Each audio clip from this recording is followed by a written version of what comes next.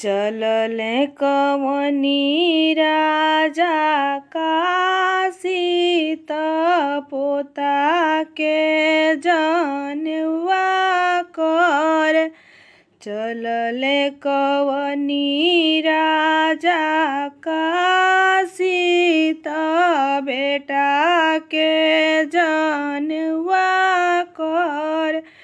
ए घेरी लिहले काली रे बदरिया जनवा कैसे करब।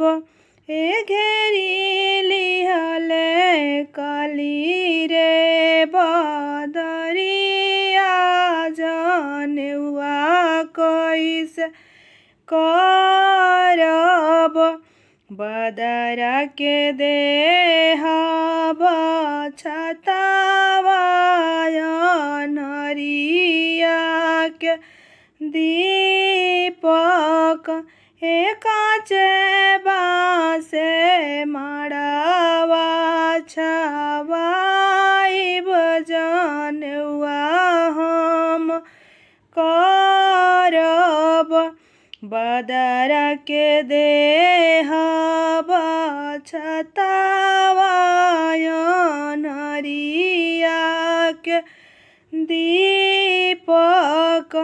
हे काचे बासे मड़वा छवाइब जनवा हम करब।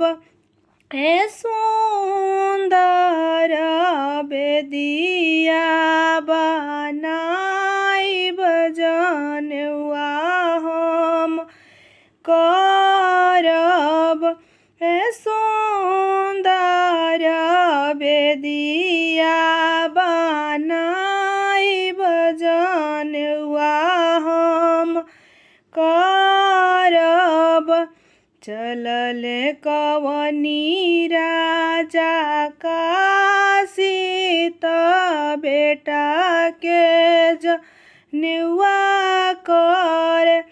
चलले कवनी चाचा काशी त बेटा के जनवा कर। चलले कवनी मामा काशी त भगिना के जनवा कर।